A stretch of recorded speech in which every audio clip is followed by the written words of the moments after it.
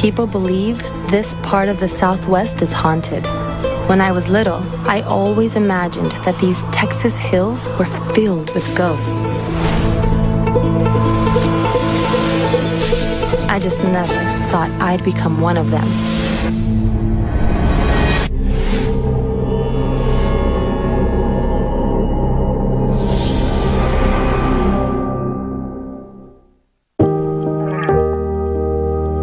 Children play the strangest games. There's always just a touch of danger beneath the surface of all that fun. I guess when we're surrounded by the people we love, we think we'll always be kept safe. And that's the way I grew up. All of us were very close growing up, and Sophia, I think especially, sort of stayed close to the pack, I think. She was a romantic person, honestly. I've never met anyone like her. What teenage girl doesn't dream of falling in love? My girlfriends told me that Friday night was going to be special. I believed them. She was getting ready to go on a blind date that night, and she was really excited just about meeting somebody new. I'd never been on a blind date before, but my friends promised me that he was one of the nice guys. She mentioned his name, and that was about all we knew. But the night didn't turn out like I hoped. The next morning, I woke up and I walked to her room, and the bed was made, everything was as she had left it. And I said, "Where's Sophia?" And my mom said, "Well, she didn't come home last night." It's not that strange for kids to stay out half the night in El Paso. But my sisters knew I wasn't that kind of girl. So we started calling hospitals, we started calling Sophia's friends, anyone who might have seen her or knew where she was. Call comes in, and I take it, and it's a New Mexico state trooper about a red car. It was abandoned, and we're trying to figure out why it was there. And it turns out it's Sophia's car. I knew right there and there when they said they found the car, something happened to her. I'd always loved that car, but the place where they found it wasn't exactly Lover's Lane. They found Sofia Martinez's car in an area that we call Anthony Gap, and it was about 100 yards from the road in the desert area. We looked in the inside and we saw blood in the car, blood on the doors. I looked at my partner and I said, "Hey, this doesn't look good.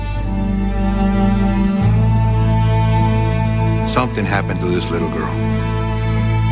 My mother came to this country when she was just a girl. She's a survivor.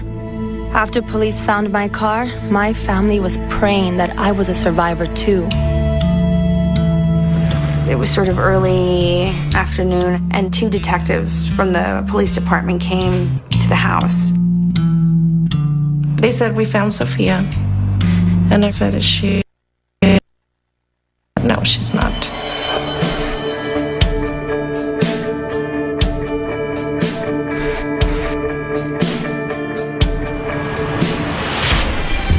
She was found face up.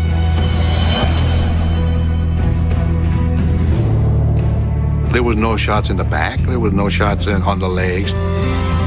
To me, it appeared that she just stood there and this guy just shot her. It was an intentional killing. Her injuries told me that she was taken out to that remote area to be executed. That was true. I got a real good look at my killer before I died. And if everyone knew what I know, they might be surprised. You start thinking, was someone she knew? Or someone that didn't like her from school? Is it, a girlfriend of an ex-boyfriend? I had lots of friends. And a couple of the boys, well, they were a little bit wild. After all, this is cowboy country. But I didn't think I knew any killers. I do now.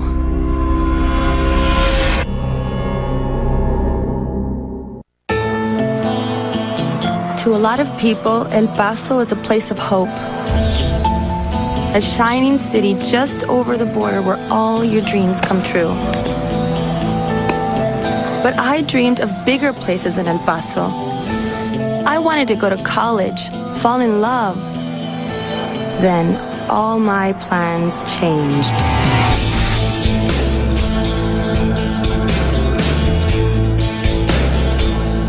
We started interviewing all her relatives to find out where she was last seen, where she was going, who she was meeting.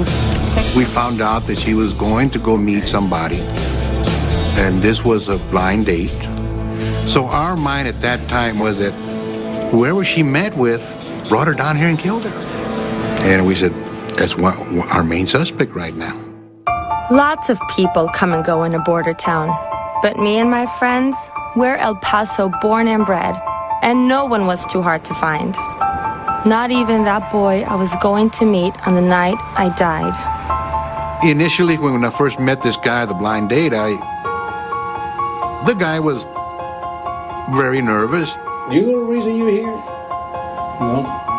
He didn't have any type of criminal history, and he was very forthcoming with his information. He told us I have never been with her. In fact, I've never met her before in my life. He was there with his friends waiting for her, and she never showed up. Be right back, okay? Just think. So what we did is we talked to the friends, check his alibi out. He checked out. I didn't mean to stand that boy up. But while he was waiting for me, I was miles away with someone else. We talked to the family about relationships that Sofia Martinez might have been involved in, ex-boyfriends, boyfriends, anybody she was having problems with. They said that she had no problems with anyone. She's a nice girl. They all kept saying, we don't know who, if anybody would do something like this to her. Nothing was coming out. But yet we said, somebody picked her up, somebody met with her, because somebody killed her. I never went looking for trouble. But life is full of surprises. When the police decide to search my car for more clues, a surprise is exactly what they are hoping for. When we call the crime scene unit out to a vehicle, they process the vehicle for fingerprints, process it for blood, hair fibers, any physical evidence that can help us find the killer. Homicide, the wheel. They found the physical evidence that we needed from the ATM, and that was an ATM receipt. When we found that ATM receipt, we knew, okay, she was still alive at this time, at the time that's on the ATM receipt. I had gone to the bank that night. It's funny what one little piece of paper can tell you about your life and your death. Right away, we went down to the bank to see if they got anything on film. My concern was, is the bank going to work with us? Are they going to make us get a subpoena? But right away, they were willing to help us. They pinpointed the time, and we all watched it together, and we were just... It was just silence in the room. I looked at the pictures that were taken by the ATMs, and Lord and behold, she was there. The plan was to meet my date at the club, so I was alone, just grabbing a little extra cash. But someone was watching me. The first part of the video is her withdrawing money. She looks happy. She looks excited to be going out on a date. But then all of a sudden you see a guy approach from the back, comes around the back of the car and approaches the window. On her face is just terror. And the guy's pointing a gun, and you can see the muzzle flash. So we knew he had fired the weapon at the window, passenger window. And then we see the stills from the ATM. So we knew she had been shot in the face, around the nose area here. They say when you're in shock, you don't feel a thing. But that bullet had lodged in my jaw, and I felt it, because I was still alive. The guy went around, got in the car, and then we saw the vehicle leave. We couldn't believe that that had been caught on video. At that point, we knew that she was a victim of a robbery. She was intentionally killed. probably to keep her from talking. Her face was that of somebody that was frightened. And I would say not frightened, horrified. I said, this is not right. And I say to myself, this little girl didn't have to die. My killer was a stranger after all, and so far, I'm the only one who knows who he is. But maybe not for long. Of course, immediately we said, we've got him. Now we need to identify this guy. That's what we need to do. Catching my killer won't bring me back, but I saw something terrible in his eyes. And if the police don't find him soon, I promise you, he'll kill again.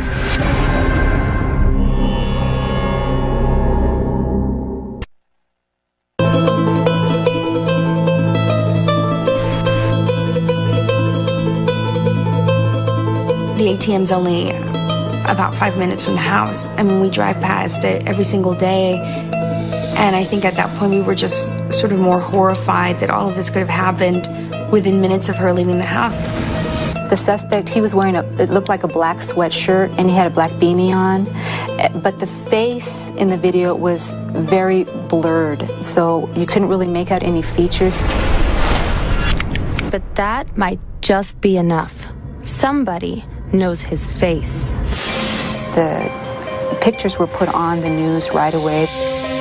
We got a tip on an individual who was bragging about doing the murder, and they identified him as Josh Valenzuela.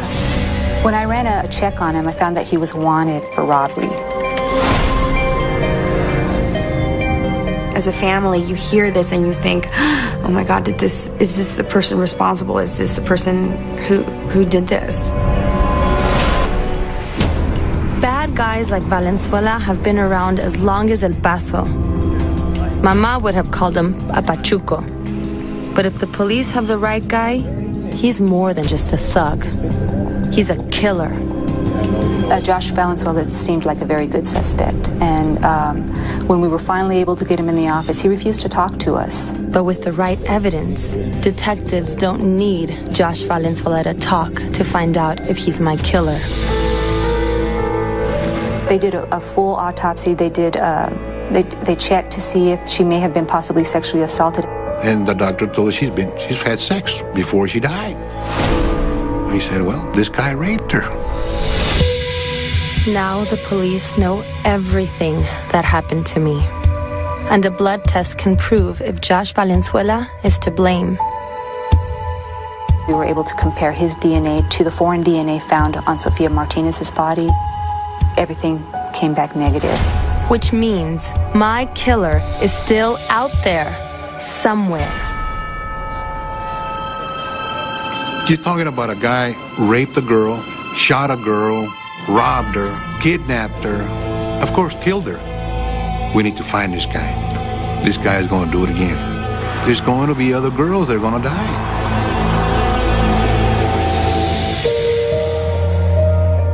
Time moves on. But 7 months after I died, my murder was still the big story on the local news. One of the radio stations here started this campaign to raise money to catch whoever had killed Sofia. And before you knew it, that reward was up to $50,000. And for someone with a secret, it was a bit too much to pass up. The FBI received information that this girl knew all about the murder, and they have her in their office. My partner and I go down to the FBI office. We meet with Heather Hawkes, and she gives us details about the case that nobody else knew. She knew who killed Sofia Martinez. And after years of abuse at his hand, this woman was ready to get her revenge and her reward. I got that feeling that you get in your gut that says,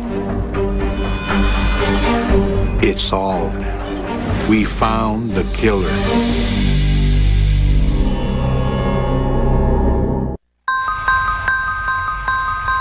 El Paso police had worked real hard trying to find the person who killed me.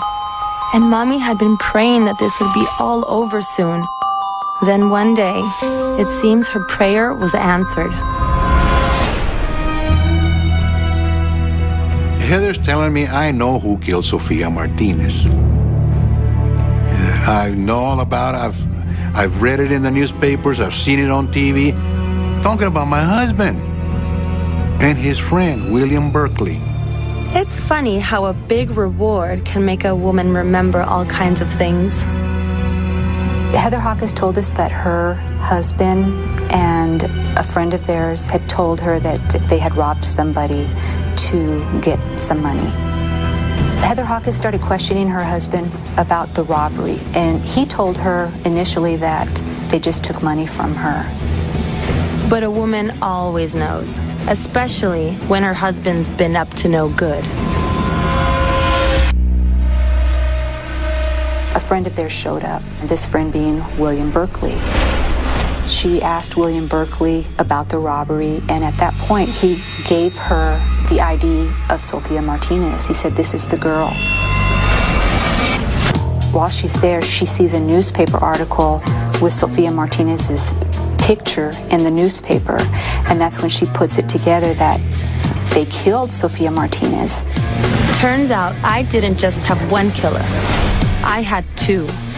When we got this information, we were excited, and I mean, we were running. We found out that Michael Hawkins was in jail. We didn't waste a second. We pulled him out and started interviewing him. Mike Hawkins is not a good person. I knew that this guy was going to be a hard guy to crack. Wrong. Wrong. He came out right away. He started telling us everything. The whole story. I want to tell you. I'll tell you, look, I didn't kill her. I didn't kill her. I just, the robber. According to Michael Hawkins, the real star of this story is his friend, William Berkeley. That's what he told police.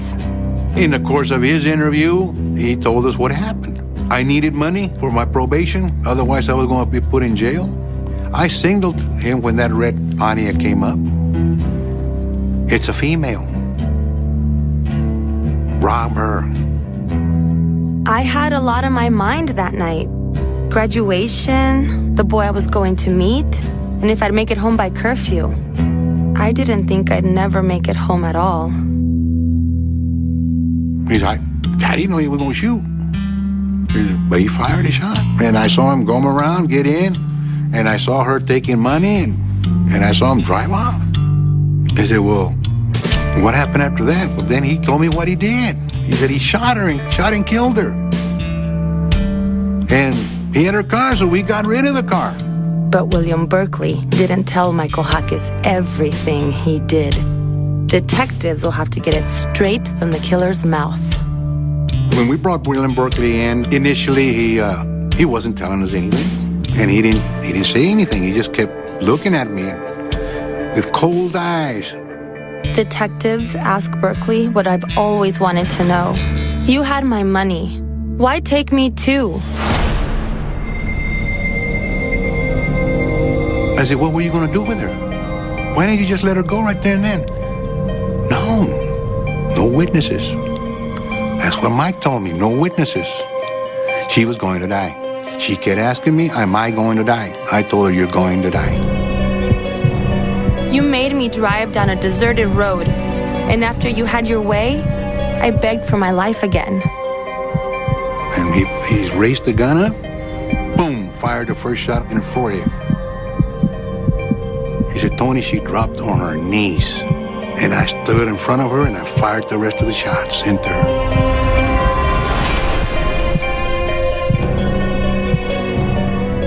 He said, I always wanted to know how it would feel to kill a woman. I found out. He felt good. William Berkeley, to me, was a cold-hearted killer. He had no remorse for what he had done. Michael Hawkins told him, make sure there's no evidence, and if there are any witnesses, for William Berkeley to do what he has to do. And so William Berkeley killed Sofia Martinez. were both charged with capital murder. You're a detective, you are sent out here to investigate, but sometimes you don't find a why. It's locked up in these people's minds, in their heads, you know? Why? We've all had dreams where she's sort of communicated with us. I feel Sophia is an angel that is watching over us still. She's happy now and she's found love. I was only 18 when I was killed. But while I was alive, I had the love and loyalty of my friends and family. And that is what I carry with me into eternity. As for my killer, William Berkeley, he'll be crossing over with nothing. Nothing except the guilt of knowing what he did. And if he thinks it's hot in El Paso, just wait until he gets where he's going.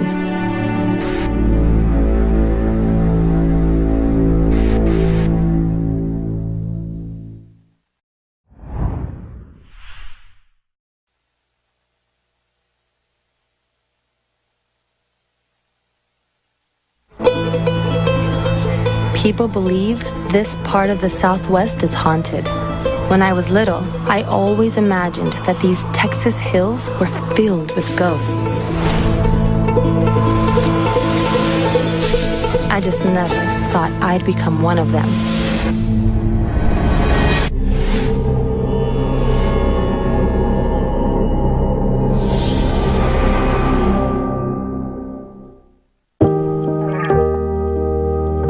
Children play the strangest games. There's always just a touch of danger beneath the surface of all that fun. I guess when we're surrounded by the people we love, we think we'll always be kept safe. And that's the way I grew up. All of us were very close growing up, and Sophia, I think especially, sort of stayed close to the pack, I think. She was a romantic person, honestly. I've never met anyone like her. What teenage girl doesn't dream of falling in love? My girlfriends told me that Friday night was going to be special. I believed them. She was getting ready to go on a blind date that night, and she was really excited just about meeting somebody new. I'd never been on a blind date before, but my friends promised me that he was one of the nice guys. She mentioned his name, and that was about all we knew. But the night didn't turn out like I hoped. The next morning, I woke up and I walked to her room, and the bed was made, everything was as she had left it. And I said, "Where's Sophia?" And my mom said, "Well, she didn't come home last night." It's not that strange for kids to stay out half the night in El Paso. But my sisters knew I wasn't that kind of girl. So we started calling hospitals, we started calling Sophia's friends, anyone who might have seen her or knew where she was. Call comes in, and I take it, and it's a New Mexico state trooper about a red car. It was abandoned, and we're trying to figure out why it was there. And it turns out it's Sophia's car. I knew right there and there when they said they found the car, something happened to her. I'd always loved that car, but the place where they found it wasn't exactly Lover's Lane. They found Sophia Martinez's car in an area that we call Anthony Gap, and it was about 100 yards from the road in the desert area. We looked in the inside and we saw blood in the car, blood on the doors. I looked at my partner and I said, "Hey, this doesn't look good. Something happened to this little girl." My mother